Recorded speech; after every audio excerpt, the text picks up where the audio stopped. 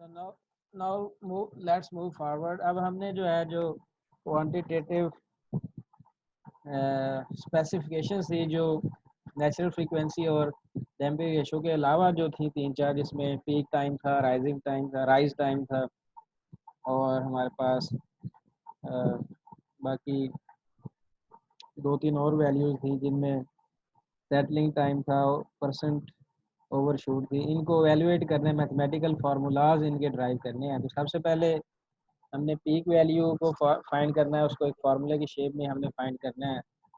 तो आपको जैसे प्रायर नॉलेज से पता है कि एक फंक्शन का जब आप डेरिवेटिव लेके उसको इक्वल टू ज़ीरो रखते हैं तो वहाँ से आप मैक्सिमा फाइंड कर लेते हैं। तो इसी तरह हम जो हमारे पास जो ट्रांसफ़र फंक्शन है वो ये है CFS was equal to omega n square over s into s square plus 2 zeta omega n s plus omega n square था। तो s को आप उस तरफ ले गए हैं, और अगर ट्रांसफ़र फंक्शन को इनिशियल कंडीशन 0 पे हम एवेलुएट करने की कोशिश करें तो SCS को आप लिख सकते हैं कि ये किस चीज़ का लैप्लास ट्रांसफॉर्म है।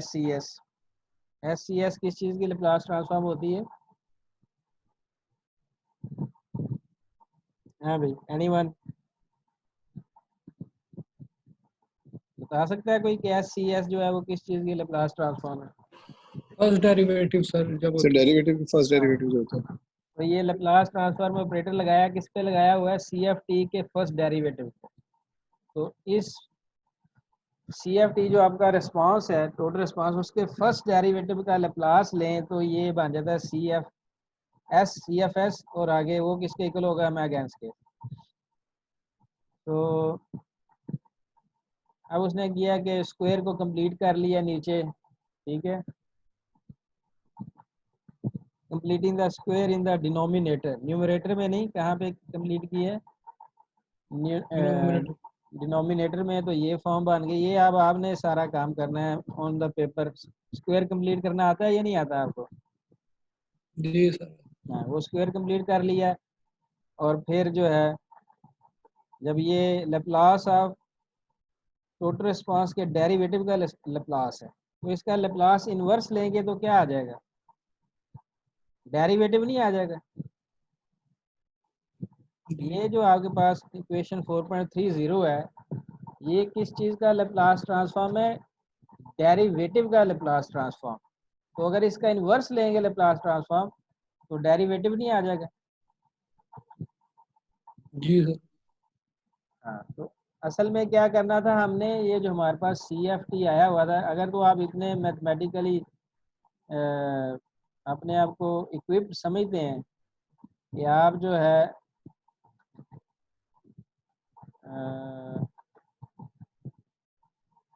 CFT ये जो है 1 माइनस दिस, इसका डेरिवेटिव ले सकते हैं, तो आपको ये जो मैं आगे करवा रहा हूँ वो करने की ज़रूरत नहीं। इसका डेरिवेटिव ले रहे हैं, उसको इक्वल टू 0 रखें, जो टाइम की वैल्यू आएगी वो पीक टाइम होगा। या फिर क्योंकि ये बड़ा हैक्टिक काम है, उससे बचने के लिए हमने लैप्लास ट्रांसफॉर्म का ही सहारा लिया है। ये CFS को लिख दिया इस तरह, और साथ S को मल्टीप्लाई किया। ये वो ऐसा है जो यहाँ डिनोमिनेटर पूरे के साथ मल्टीप्लाई होता है, ये CFS के साथ हो जाएगा, और इनिशियल कंडीशंस के ऊपर SCFS किसके इक्वल होता है? डेरिवेटिव के लैप्लास ट्रांसफॉर्म के इक्वल।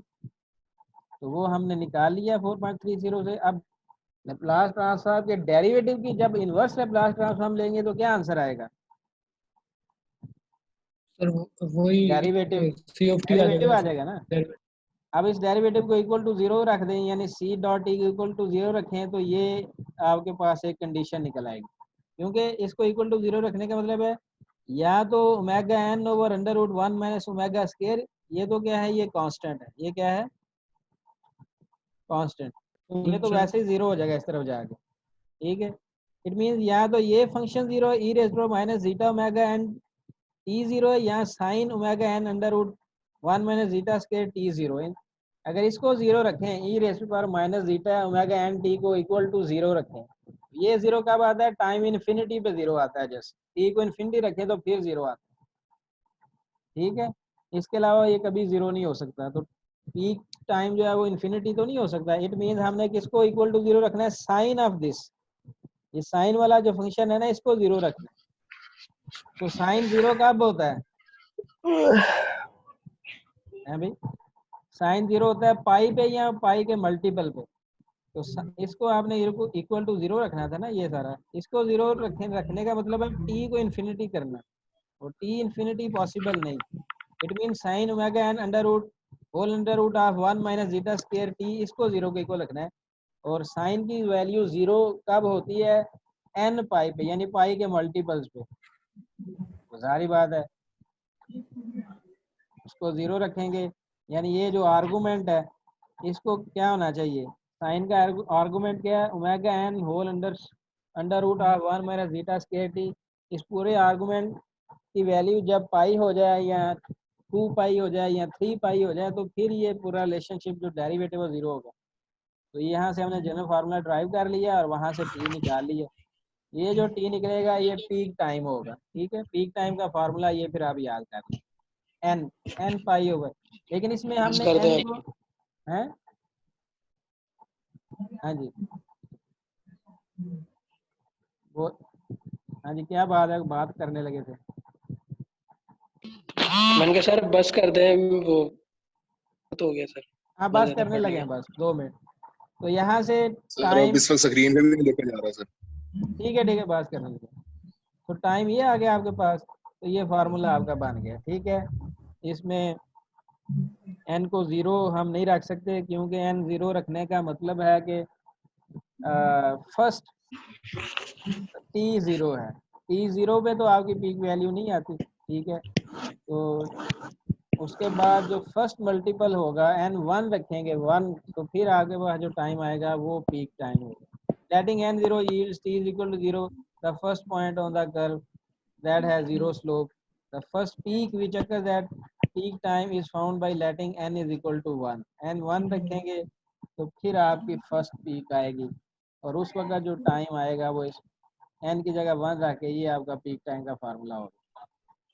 बस खत्म करने लगे उसे। तो परसेंटेज ओवर शूट उसी तरह फार्मूला आपको बताया था, मैक्सिमम वैल्यू जो वेव फॉर्म की होती है उसमें से स्टेडी स्टेट वैल्यू को माइनस कर दें, डिवाइडेड बाय स्टेडी स्टेट करें, मल्टीप्लाई 100, परसेंटेज ओवर शूट की वैल्यू आ जाएगी। तो अब आप जो पीक वैल्यू, इसमें हमें सिर्फ सी मैक्स का पता होना चाहिए, क्योंकि सी फाइनल तो हमें पता है 1 ही है।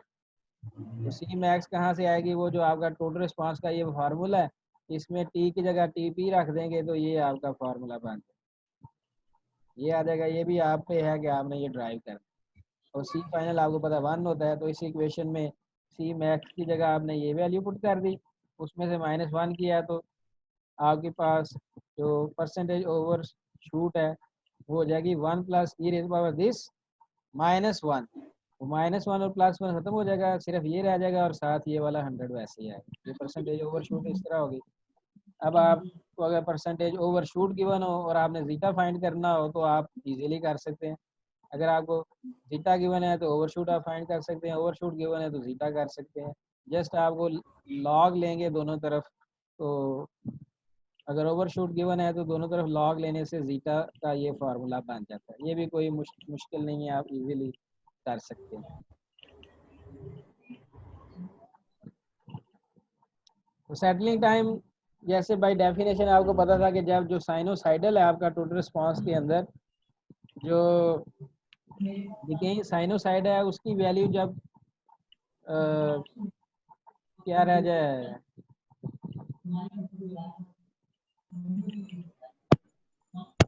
तो वो कितना हो जाए 98%, ठीक है।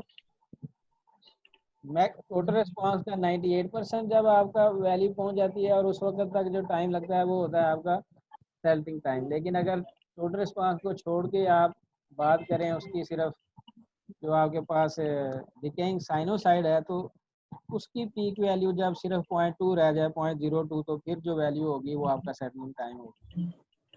तो वो आप देखते हैं हम यहाँ पे, ये आपका साइनोसाइड है। आपने सी टी पूरे का आंसर लेके आना है 98, ठीक है, 0.98 लेके आना। तो 1 में से क्या माइनस करेंगे, 0.02 करेंगे तो 9.98 आएगा।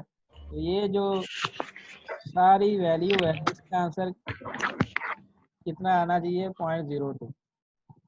तो 0.02 आप लेकर आएंगे।